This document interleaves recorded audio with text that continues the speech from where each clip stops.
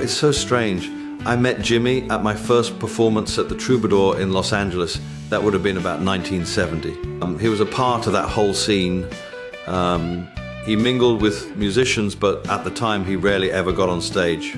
It's rather odd to imagine a time in which me and Jimmie would have been good friends. People say that me and Elton are inseparable, but back then Jimmie and Elton were tighter than anything. It was annoying at times, to be honest. But that all changed, didn't it? Jimmie could be a bit of a joker, but sometimes he'd take things a little too far. I mean, he's histrionic, so that explains it, but it doesn't really excuse it. Sure didn't for Elton anyway.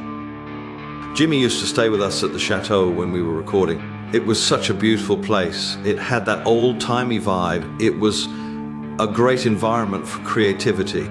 All of us would be there for weeks on end, like a family, I suppose. And Jimmie, well, he could never quite decide if he was a musician or a comedian. I enjoyed the fun we all had there, but after, almost a month, the jokes started to get to me.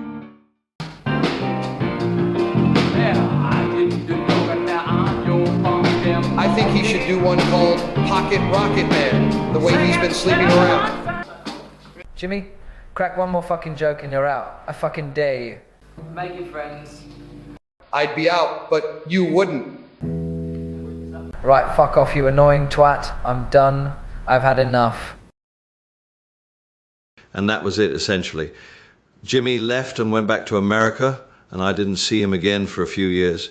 I was sad to see Jimmie leave, but he did the funniest thing to get back at Elton. He started writing his own music.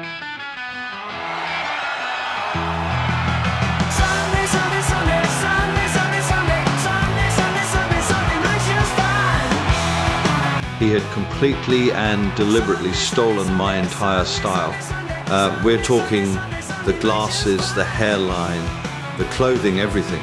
He even stole my album, for fuck's sake. So I took him to court. I took him for everything he had.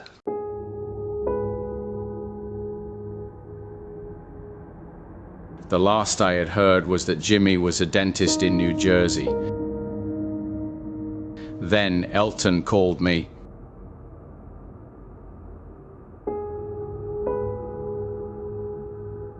We had given them permission to make some merchandise.